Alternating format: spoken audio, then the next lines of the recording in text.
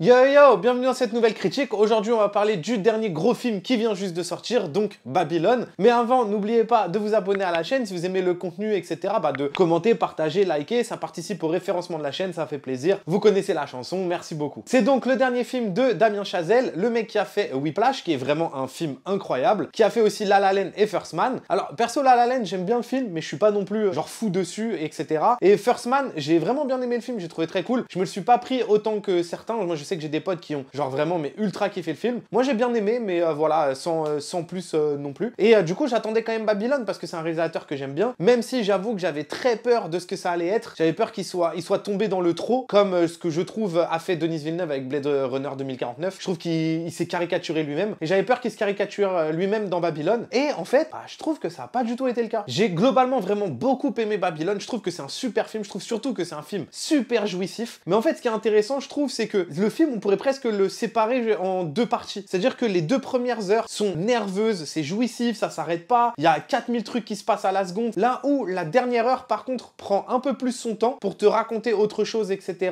Qu'en termes de rythme aussi, il se calme. Et même s'il y a des choses qui sont hyper intéressantes dans la troisième partie, il y a des moments qui sont cool, je trouve quand même qu'elle tire un peu en longueur et que le rythme qu'on avait pendant les deux premières heures, on l'a perdu et ça se ressent sur la dernière heure en fait. Mais je vais développer tout ça au fur et à mesure évidemment. Moi, je vais commencer par parler de ces acteurs et évidemment Margot Robbie, notamment la première scène du film, celle qu'on voit sur les affiches, etc. où c'est la grande fête, la grande orgie, etc. Elle est vraiment incroyable, je trouve, dans le film. Et c'est marrant parce qu'en fait, je trouve qu'elle est rayonnante, elle est solaire, mais d'une manière complètement vulgaire et presque parfois dégoûtante, dans le sens où c'est trop en fait. Ça devient au bout d'un moment beaucoup trop. Et que ce soit au début du film, même jusqu'à après la fin, mais même pendant les deux premières heures du film en fait. Après, forcément, son personnage il évolue, etc. Donc pour pas encore en dire trop dans la critique, mais vraiment, elle a quelque chose qui est incroyable et à chaque fois qu'elle est à l'écran, elle irradie l'écran, quoi. Elle a un charisme en plus dans ce film. La manière qu'elle a de tout agripper à chaque fois, comme son personnage l'est d'ailleurs. Ce personnage qui veut vraiment trop en faire partout, tout le temps. C'est génial. Et d'ailleurs, pour être tout à fait honnête, personnellement, bon après, j'ai pas trop aimé Everything Everywhere All at Once, mais au-delà même de ça, et j'ai énormément de respect pour Michelle Yeoh,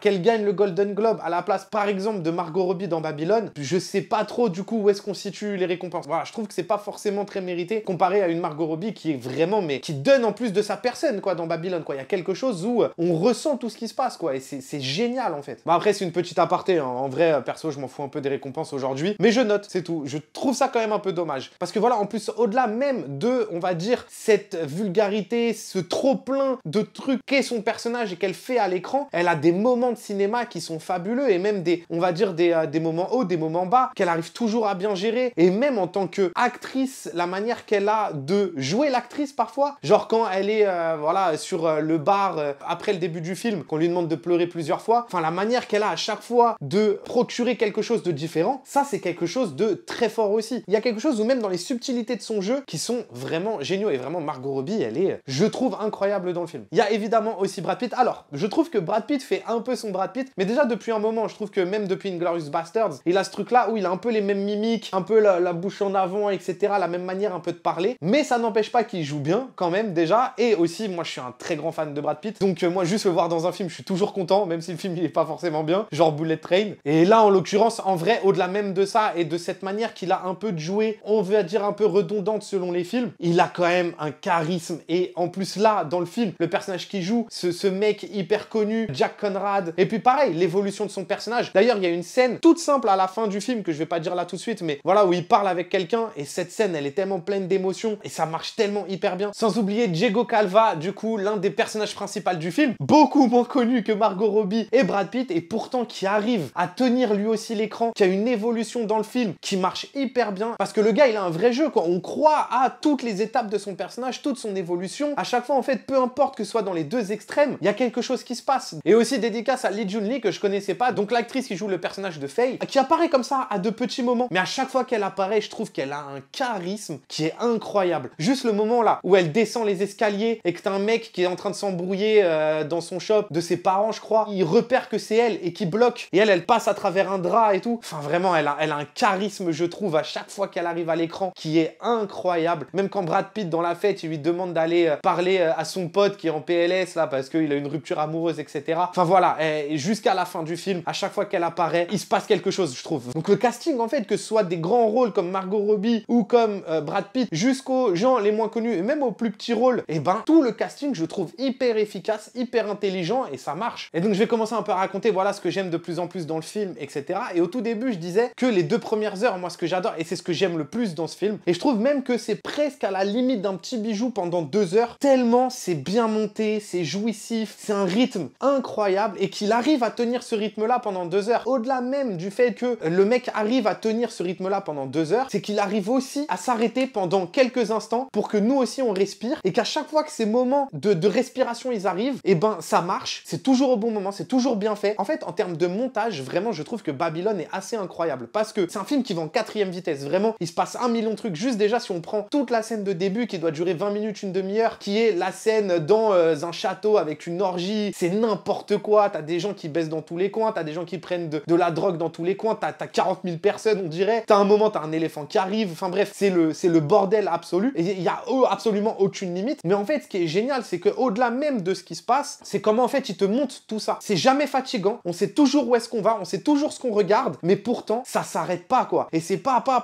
Donc déjà le montage en termes de rythme, de comment te montrer tout ce qui se passe, et c'est qu'en plus de ça en fait il arrive à te faire ressentir par le montage, je trouve, la décadence et l'excès qui se passe à l'écran, et ça c'est une force de fou. Et au-delà même du coup de ce montage là, j'adore aussi les transitions qu'il fait entre les scènes. En fait la manière qu'il a de passer de séquence en séquence, c'est toujours un montage qui est pensé, qui soit c'est une ultra coupure, mais même par exemple quand la coupure extrême par exemple va passer du calme à l'excès, et ben même la coupure elle est réfléchie, elle est pensée, elle est intelligente, et ça marche toujours de fou. Et même d'ailleurs les moments où, comme je disais, on prend de la respiration. Moi il y a un moment surtout qui m'a beaucoup marqué, c'est quand t'as Manny qui est en train de conduire la voiture, qui va à 10 000 à l'heure pour récupérer une caméra, et donc il t'accélère le montage. Ce qui est génial, c'est que même le personnage prend de la respiration, parce qu'en gros le montage il est en train de s'accélérer, la voiture elle arrive, il a failli se faire un accident, il freine et tout ça, et d'un seul coup le montage se calme, c'est juste un plan de profil sur Manny qui prend un grand bol de respiration et qui s'arrête. Et en fait ce qui est génial, c'est que par le montage et même par le jeu de l'acteur, il nous fait nous aussi prendre un bol de respiration. C'est ces moments là qui sont toujours bien pensés. Et puis en plus de ça, au-delà comme je disais du montage qui te fait ressentir l'excès et tout, mais en termes de cadre et de mise en scène, le mec est tellement allé au bout de son idée, c'est tellement trop que c'est génial. Enfin ce qui se passe à l'intérieur d'un cadre à chaque fois, il se passe 10 000 trucs, c'est incroyable, vraiment c'est un truc de fou. Par exemple dès le début du film, bon déjà il se passe 1 million de trucs à l'écran, mais ce que je veux dire c'est que même dans des moments où tu attends pas, bah déjà comment Margot Robbie arrive dans le film, ce truc là où on filme d'abord et on se rend pas compte, d'ailleurs je trouve qu'on le voit pas trop arriver, que ça va se passer, parce qu'on voit la statue dans le fond, mais il filme un mec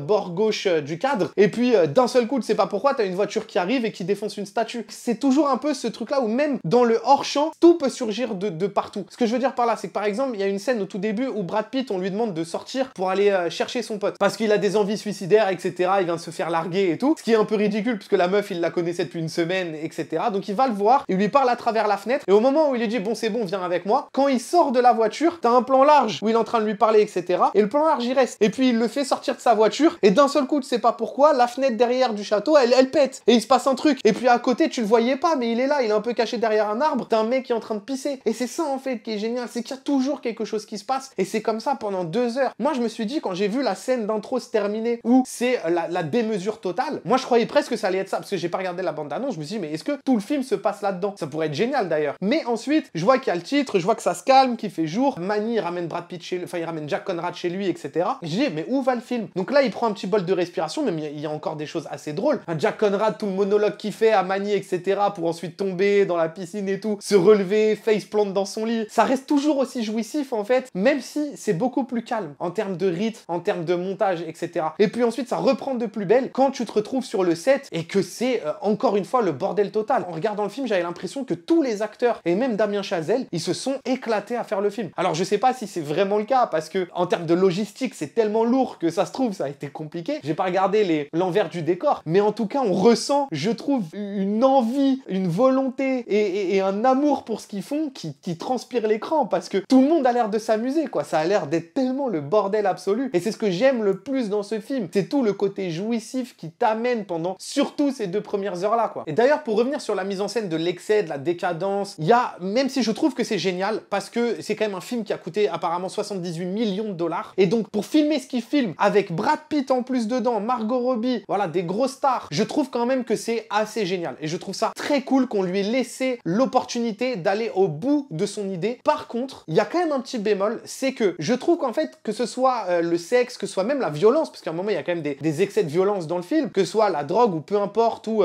voilà, même des choses crades, comme au début du film, quand t'as une meuf qui pisse sur un gars, là. Mais même si c'est génial que ce soit à l'écran, il y a un truc un peu, je trouve, schizophrène, où je sais pas à quel point on lui a dit de montrer ou de pas montrer, ou à quel point lui-même s'est entre guillemets, auto-censuré. En fait, tous les moments de gros excès du film, c'est souvent montré très vite. Par exemple, les scènes avec Tobey Maguire à la fin du film, quand il y a de la violence ou des choses, on va dire, crades, etc., on te les montre quand même très vite. Le montage, le découpage, ça va quand même assez vite dans le film, même les scènes de sexe, genre les gens qui baissent dans les coins, voilà, on te les montre. Mais voilà, on te les montre quand même très vite. Peut-être qu'il veut faire ressentir l'ambiance plus qu'autre chose. Mais je viens de voir une interview de lui où il disait quand même qu'il voulait retranscrire l'aspect vulgaire et aussi dégueulasse et voilà l'aspect choquant que pouvaient avoir ces années 20 à Hollywood. Mais voilà, je trouve quand même qu'il s'attarde jamais vraiment sur ce qui se passe et qu'il te le montre vraiment comme ça, un peu vite. Et du coup, il y a des moments où, bon, on comprend en fait que c'est là, mais on le ressent pas forcément totalement, je trouve. C'est-à-dire qu'on a conscience, on se dit, ah ouais, ok, d'accord, ça ici. Mais on n'a pas le temps en tant que spectateur, par contre, de ressentir totalement, on va dire émotionnellement, ce qu'il nous montre à l'écran. On le conscientise, mais on le vit pas. C'est pour ça que je dirais que pour moi, c'est un petit bémol du film. Et puis pour continuer sur la mise en scène, en général, il y a quand même des plans séquences qui sont magnifiques. Moi, celui vraiment qui m'a marqué, même si je crois qu'au début, il y en a un, mais j'ai un doute, mais je crois que le film, il commence quand on découvre la salle où c'est le bordel. Je crois que c'est un plan séquence, mais moi, celui surtout qui m'a marqué, c'est quand Margot Robbie arrive pour la première fois sur le set, dans le désert, etc. Et qu'on la suit,